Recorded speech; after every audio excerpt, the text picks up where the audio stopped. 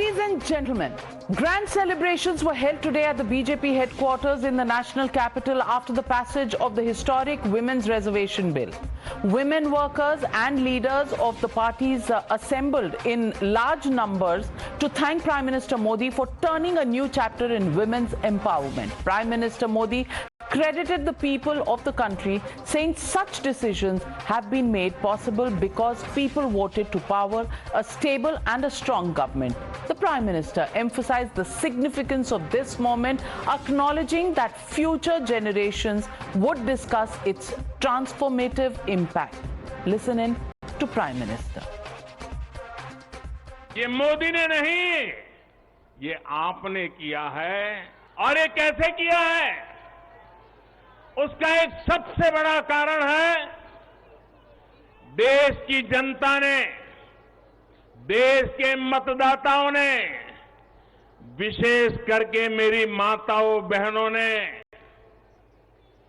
Vote देकर के एक पूर्ण बहुमत वाली मजबूत और फिर बनाई सरकार बनाई. As the nation today celebrates the historic moment, politics has once again taken center stage over the issue. Calling it a distraction and a diversionary tactic, Congress's Rahul Gandhi said that the government was misleading the country as nobody even knows if the bill would even be implemented. BJP National President JP Nadda hit back at the Congress party's charge, saying that the previous governments lacked the political will to implement the bill, and it was the far-sightedness, unwavering commitment and strong intentions of Prime Minister Modi that this Women's Reservation Bill is now a reality. Is this bill will be implemented a decade from now? It is not going to be implemented today, and every woman in India should understand this. It is not going to be implemented today, it's going to be implemented, if it is implemented, 10 years from now. So this is a diversionary tactic. It's a way of making everyone's attention move away. The question is, what are they moving away from? And the answer is the caste census. ये ऐतिहासिक घड़ी, ये भावनाओं से भरी हुई घड़ी, जिसका हम सब लोगों को लंबे समय से इंतजार था, वह संभव हो पाया तो दूरदृष्टि, अटूट निश्चय और पक्के इरादे के साथ प्रधानमंत्री मोदी जी ने ये नारी शक्ति वंदन विधेयक को समय पर ला करके जो पारित कराया है, इसके लिए भी हम उनका हार्दिक अभिनंदन करते हैं. You're watching the News Hour at 9. Debate number 2 on Times Now. Super Prime Time. Going straight across to the debate, joining me tonight, Bansuri Swaraj, Secretary of the Delhi BJP. Also remember her, because I have covered the ministries and the politics of Sushma Swaraj. Thank you for joining me on the News Hour tonight. Bansuri Swaraj, Advocate Waris Pathan, National Spokesperson of the AIMIM, and Tehseen Poonawala, political analyst supporting the Congress party, also joining me in the studio. Waris Pathan, let me take this opportunity to tell this country that the only party across Lok Sabha and Rajya Sabha, the only party that had objections and opposed the Women's Reservation Bill were 2 MPs of the AIMIM in the Lok Sabha, your party. Today, you are officially the only party that rejects and stands between women empowerment and women representation in Parliament. Do you actually believe that you're guilty as charged? Well, Navika, when the history will be written in the Lok Sabha, that when the Women Reservation Bill was passed, 2 MPs from the MIM, our party, stood there like a rock in support of the OBC women's and the Muslim women's, asking for reservation on their behalf. See, we are not against the women representation. Nobody is against women empowerment. Our thing was only one, that when you are bringing a women's reservation bill, why don't you include the OBC women as well as the Muslim women? This was our objection, and we voted against the bill for that. Now, this is the parliament, new parliament is made. The Modi called it the special session from 18 to 22nd. In the new parliament, during the discussion, one of the BJP MPs, Navika, Ramesh Biduri, he stood up and during the debates, he used unparliamentary words. In fact, he used such kind of words which I cannot even take that in before your channel. On a Muslim MP, Danish Ali. These words were not used against him. These were the words used against the entire Muslim community. We all condemn those words, and that is unacceptable. I completely support. While I condemn you and your party for not supporting women's reservation, I completely stand with you on condemning the statements and the language used by Mr. Ramesh Biduri. But is that the point? The point is the Women's Reservation Bill. Why are you against reservation for women, women empowerment? And if you wanted it for Muslim women, couldn't you have done away with things like triple talaq, hijab? These are progressive things. इतनी फिक्र थी तो ये सब भी कर देते. उसके लिए भी तो मोदी जी को करना पड़ा. No.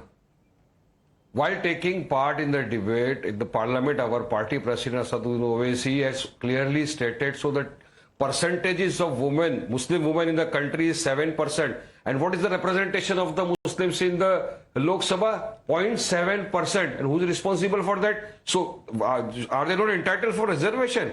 Why give them reservation? See to it that we have also our aspirations and aims that our women go to Lok Sabha, go to the Vidhan Sabha, raise the issues. We all have aspirations, but Modi does not want to include it. Our party president also said that 63 million women are missing and disappeared. Why don't you talk about that when Modi spoke about Vandana? Okay. He said it. And let me tell you, Navika, distraction. played by Narendra Modi prior to the 2024 election. Just 10 seconds and I will complete. This is the biggest stunt played by the Modi government prior to the 2024 election. You, me, everybody knows in the country that it is not possible to get the bill implemented prior to 2034 because first the census has to take place. And earlier census was to take place in 2021, which did not happen. Now they are getting excuses of the COVID era and all. But this is all.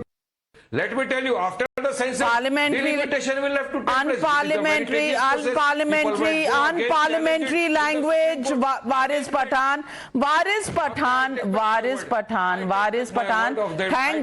Thank God, आप parliament में नहीं है, नहीं तो आज आप पर भी बिजली कड़क रही होती. लेकिन let me get Bansuri Swaraj into this debate. Bansuri Swaraj, no, you can't speak endlessly, Waris Pathan ji. You can't speak endlessly. Bansuri Swaraj, Waris Pathan, let me be the anchor and the moderator of the show. Bansuri Swaraj, congratulations to your mother via you, the late Sushma Swaraj ji. I'm sure, and I remember my days as a reporter, seeing her in Parliament, standing with all parliamentarians, the late Geeta Mukherjee of the CPM who used to lead, and Sushma Swaraj. It's part of parliamentary legend. Today you're sitting here seeing your late mother's dream come true. How does it feel, number one? And how do you feel about Rahul Gandhi and the AIMIM and people like Mr. Waris Pathan who oppose this bill on grounds that seem to be flimsy for the moment? First of all, Navika ji, many congratulations to you and every woman of Bharat. This is a historical step in our democratic history. And I must say that my mother, I know that she would have been elated, she would be ecstatic. In fact, I must share with you that when there was abrogation of Article 370, she had made a prediction. We were sitting over dinner and she said, Beta, Modi ji Ram Mandir bhi banwayenge aur Mahila Arakshan bhi layenge. And she had predicted this in 2019 itself. So I would say that today her prediction has come true. I'm very, very grateful to the Honorable Prime Minister, Shri Narendra Modi ji, for actually taking away and getting rid of obstacles which were 27-year-old. This legislation was long overdue. In fact, I'm even grateful to every single parliamentarian who has voted in favor of this particular legislation. Except two members of parliament from Waris Pathan's party. Please don't be thankful to them. I'm coming to that. In fact, I wanted to ask Waris Bhai that Mr. Owaisi had said that he dreamt of having a Prime Minister of India wearing a hijab, but he's the one who is being anti-women, and his party is actually voting against this particular legislation. This is a very contrarian and a very dichotomous stance. I don't understand it. Now, coming back to what Mr. Rahul Gandhi has said. What Mr. Rahul Gandhi has said, I think these are all diversionary tactics. Whether you are taking objection to the lack of OBC reservation, or you're talking about you having, people are nitpicking and having issues on the name of the bill as well. Vandan means salutations. You're actually saluting to the power of women. This is not rooted in any religion. This is rooted in Bharatiya culture. But this is what happens when you are not germinated in Bharatiya culture or in Indian culture, then you take such kinds of flimsy objections. Regarding the OBC reservation, I must say that there is already an SC/ST reservation within the reservation of 33%. Laws are ever evolving.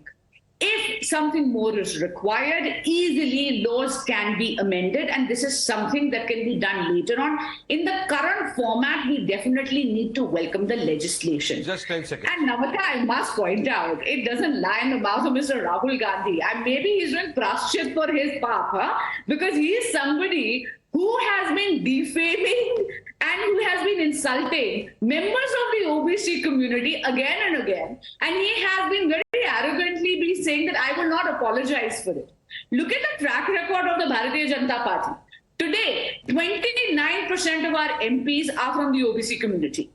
27% of our MLAs are from the OBC community. And 40% of our MLCs are from the OBC community. And of course, our Honorable Prime Minister Shri Narendra Modi himself is from the OBC community. I want to ask the Congress spokesperson, how many OBC Prime Ministers has the Congress party given to this country? Respond, Tehseen, and respond also to the fact that in 2010, when this bill was passed in the Rajya Sabha, it was Mrs. Sonia Gandhi who came out and said, who stops anybody from giving seats under this reservation to the OBC women as well?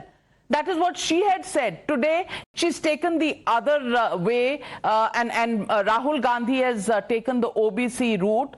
Is this Mandal 2.0 that he wants to start in this country, number one? And number two, is this also about dividing the Hindu vote along caste lines? Because that is the only formula for 2024 that the Congress can think of.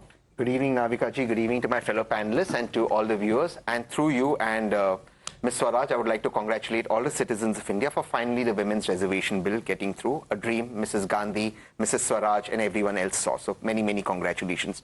Though Navika ji, I think as a nation, we should be extremely worried on two counts. Extremely worried. And I hope you do allow me the liberty to raise the two things. We were told, and you as a very senior journalist and anchor who I have a lot of respect for, were told 6 bills will be listed in this session. 6 bills. None of that was listed. A secret bill was gotten and passed, a bill that will not fructify till 2034 or beyond, not 2029. If hypothetically the BJP wins, it won't win. If they win, will the Prime Minister resign that 2029 it's not going to fructify? And let me explain to you viewers why. I hope you don't interrupt me and Ms. Swaraj can answer me on legal points. In 2002, Prime Minister Vajpayee brought a constitutional amendment to make delimitation 2026. This had to follow the decadal delimitation of 2021.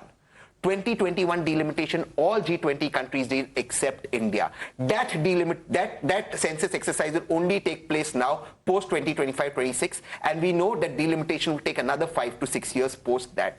How is 2029 deadline going to be met? The southern states are not going to allow for delimitation. But to come here and to celebrate something that's not going to fructify in 2029, perhaps not even in 2034, on an agenda not given to Parliament, on fake bills put up as bills to be passed and none brought in, shouldn't that worry us as a democracy? Point number 2 you brought about OBC. I don't want to take too much time and divert there, but ask yourself, and Ms. Swaraj, please answer this. What is the status of SCs, STs and OBCs? SC, STs are constitutional reservations today who are entitled constitutional posts as vice chancellors in central government universities. Okay. Does the BJP appoint them?